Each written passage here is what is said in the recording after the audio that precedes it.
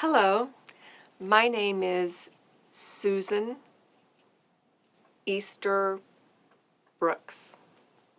and I'm a Regents Professor of Deaf Education at Georgia State University. I'm also co-principal investigator with the Center on Literacy and Deafness, or CLAD, which is a national dissemination and research center studying literacy acquisition in deaf and hard of hearing children from kindergarten through second grade. I have written a textbook on literacy instruction for deaf and hard of hearing children, which is published by Oxford University Press. But my favorite job these days is playing grandma to two sweet little earth angels. In this session, I'm going to talk with you about the history of reading and deaf students, but I promise to make that part short because we don't want anyone falling asleep this early in the series. My purpose for describing our research history is to give you a sense of why we have so few interventions for you to use in your classrooms. Next, I want to talk to you about some of the myths we still have in our field and set the record straight on a couple very important debates. Finally, I want to tell you about some of the efforts that are underway through CLAD and its affiliated programs that you may find of interest in the future. We are a very small field of people with a very diverse set of beliefs that we hold near and dear. Unfortunately, our beliefs have distracted us from creating evidence-based interventions to use in the classroom.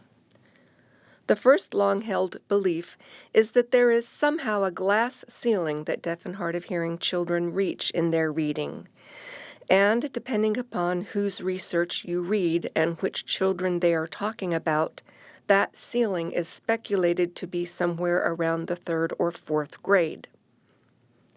The fact is that many deaf and hard of hearing children read at much higher levels than that. For example, a colleague and I studied the annual assessment results from 7 states and found that more than half of their 8th graders were meeting or exceeding standards for the 8th grade. So if more than half of them are getting past the 8th grade in 8th grade, then we can no longer say that there is a third grade glass ceiling. Additionally, Kelly and Gosted documented that many deaf students read well enough to pass college entrance exams, which are much harder than third grade. Also, according to one of the recent annual reports to Congress on the implementation of IDEA, 68.4% of deaf and hard of hearing students graduated from high school with a standard diploma, compared to 62.1% of students with specific learning disabilities, possibly because we keep our kids in services longer, thus allowing them to have higher graduation rates. In fact, the only disability category with a higher graduation rate is the visual impairments category.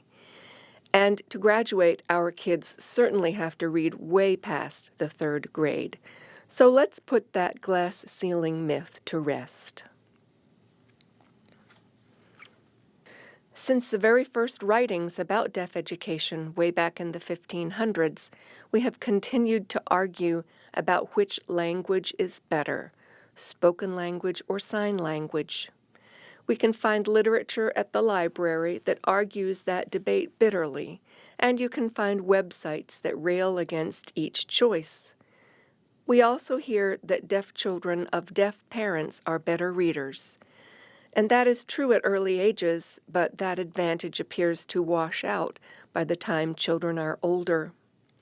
This benefit is accurate for children learning to make meaning out of vocabulary, but past about 4th grade, language takes over as being more important for reading comprehension, and so this advantage falls away. In fact, language is language is language, and children who are better in one language are better in the other. So any language advantage they can receive may ultimately help them with the language of print. So let's put this argument to rest. A final myth is that cochlear implants are going to eliminate the deaf culture. We do not see this. In fact, there are many children who have implants but have not benefited from them. At schools for the deaf, you will see many older students with surgical scars but no implant because they have not experienced sufficient benefit from them. On the other hand, deaf individuals are embracing implants at a growing rate because they see how it will enhance their ability to move back and forth between the two cultures and two languages. So, the deaf culture is not going away, and cochlear implants are not going away, and they are starting to make tentative peace with one another. So let's put that myth to rest as well. In addition to myths and misunderstandings that we have argued about in the literature, we have also been distracted from creating new interventions by the continual deluge of changes within general education that find their way into deaf education. If you have been in the field for any amount of time, you have been to workshop after workshop after workshop on the latest and greatest strategy that is supposed to fix everything for all children. Do you recognize any of these professional efforts at improving instruction? I am sure you do, and I'm sure you could list 10 more. Finally, the politicians get involved in education, and they tell us to develop new models, new plans, new policies, new standards, and to follow new laws. But this does not get us much closer to developing solid, research-based interventions in the classroom. And now we will take a break so you can discuss the information so far. Please discuss these questions with your workshop partners and post your comments and questions online for the continued discussion. First, where do you stand regarding the beliefs just described? What evidence do you have to support this beyond the level of belief and to the level of facts? Finally, what does successful instruction look like in your classroom? In this next session, I'm going to talk to you about what you will learn in the upcoming workshops associated with this webinar. First, we know that reading is a multifaceted skill and that all the strands that come together to create the ability to read are necessary. Dr. Amy Letterberg, Principal Investigator from CLAD, is going to talk with you in an upcoming seminar about our present theoretical understandings of how reading happens. In particular, there are code-based and meaning-based strands that must come together to create true reading ability. Next, we know that as long as a deaf and hard of hearing child has at least some access to sound, then he or she can master the phonological code. By that I mean he or she can learn letter-sound correspondences.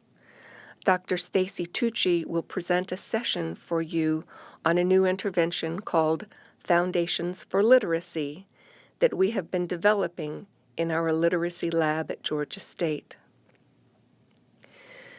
Additionally, we know that some children do not have any access or response to sound. For these children, we have growing evidence that finger spelling at the sublexical level may be an alternate route to creating a mental code for attacking words. Dr. Brenda Schick from the University of Colorado in Boulder and a co-PI with CLAD is going to talk with you about the relationship between fingerspelling and reading. We also know that vocabulary is uniquely and strongly related to reading ability, and in fact is a predictor of reading success for deaf children. But vocabulary is very complex and requires a consistent and persistent effort at its instruction if we want our deaf and hard of hearing children to become good readers. Dr. Shireen Antia from the University of Arizona and a co-PI on the CLAD grant is going to talk with you about vocabulary and some research that is being conducted on explicit and implicit instruction. Next, Dr. Carol Connor from Arizona State and a researcher with the Florida Consortium on Reading Research, as well as the Center on Literacy and Deafness, will describe for you effective and efficient ways to differentiate reading instruction for all learners. After that, I will present 2 workshops, one on the importance of morphosyntax, also called grammar, for the reading process, and another on fluent reading at the supralexical or phrase level. Once a deaf and hard of hearing child becomes aware that print is a tool by which he can share meaning, the task of writing becomes very important. Dr. Kim Wolbers from the University of Tennessee is the designer of the Strategic Interactive Writing Intervention, or SIWI, and will present a workshop on SIWI. Finally, we know that all these skills influence one another, and so Dr. Mark Marshark from the Center for Education Research Partnerships at the National Technical Institute for the Deaf will discuss several of their current projects and ongoing studies related to reading success. It is our combined hope that among all these topics, you may find something of interest that will apply in your classroom. With all the potential and interventions that you're going to learn about in this presentation and the presentations that will follow, and all that you do know about teaching reading to children who are deaf and hard of hearing, here is one very strange truth. We do not know how to make this happen consistently in schools. In one study of time on task for reading in a tri-state area, the researchers determined that deaf and hard of hearing children were spending fewer than 12 minutes a day with their noses in actual books. We are finding equally startling results in our studies of deaf and hard of hearing children in kindergarten through 2nd grade. We have videos of language and literacy instruction at 3 points across the school year for over 325 children. We are in the process of coding these videos, but a rough viewing of many of the tapes has us convinced that children are not spending enough face time with print. In the meantime, in many schools, teachers are being asked to provide evidence that their interventions are valid and reliable. If you find yourself in one of these schools, then I would recommend that you get hold of the articles and chapters listed on this slide, as they provide comprehensive reviews of available interventions with an evidence base for deaf and hard of hearing students.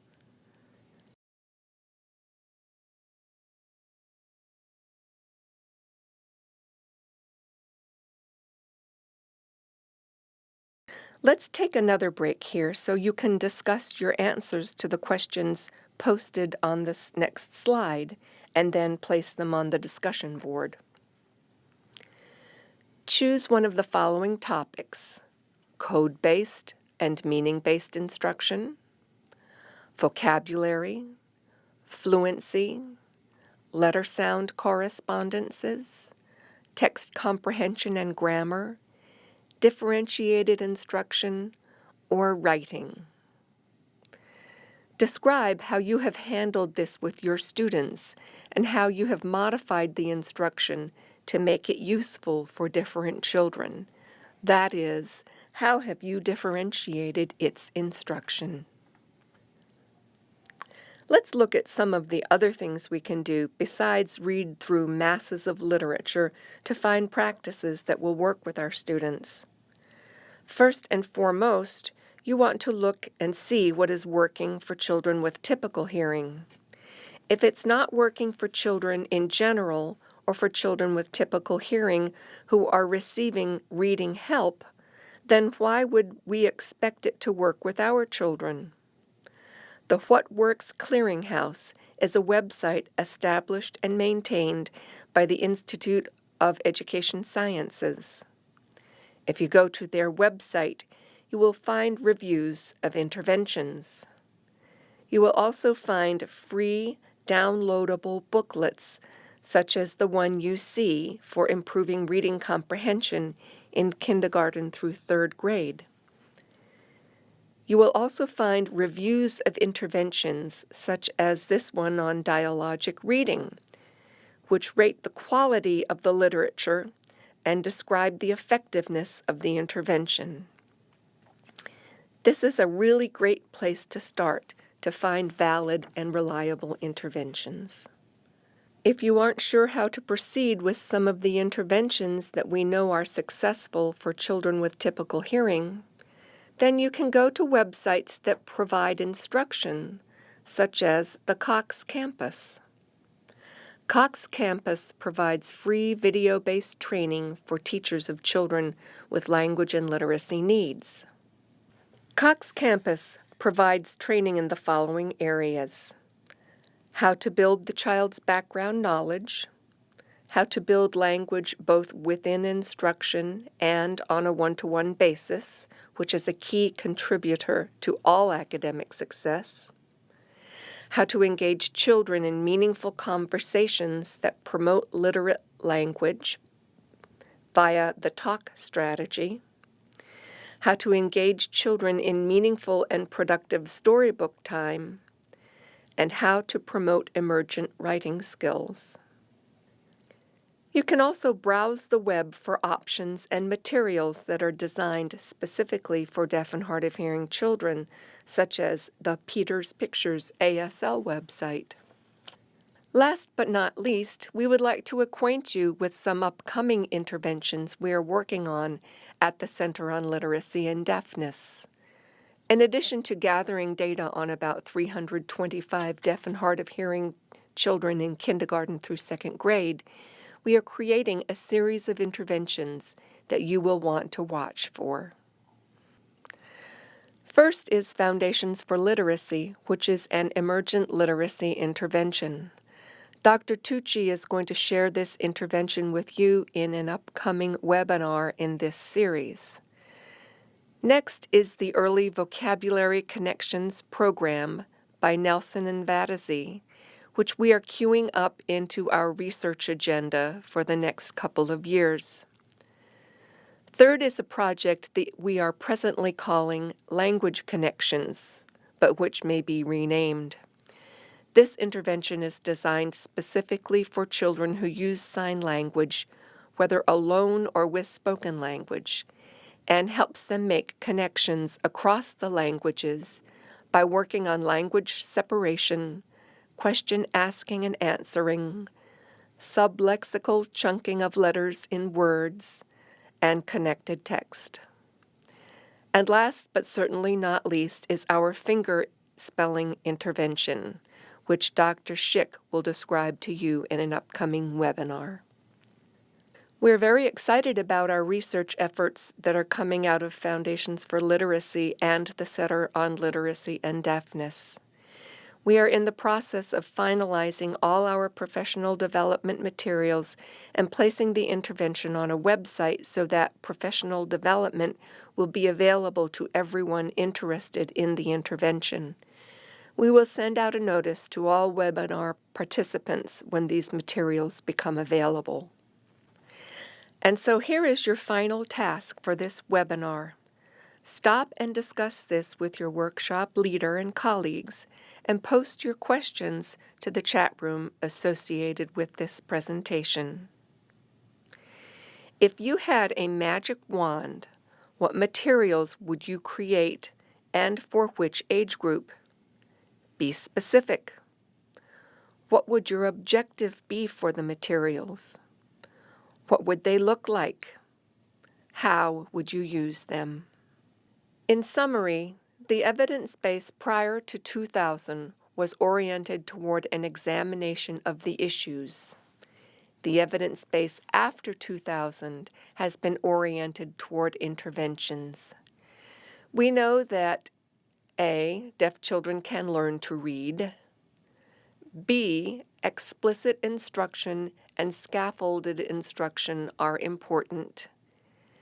C, both vocabulary and grammar are important. And D, the better ASL users are also the better English users.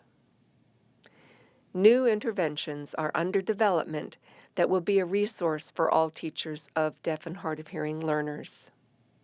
We hope that you enjoyed this first presentation in our webinar series and invite you to participate in the associated web conversation. We also invite you to join us again for our next session, which will be presented by Dr. Amy Letterberg, who will share with you our best knowledge about recent theories that underlie good literacy instruction.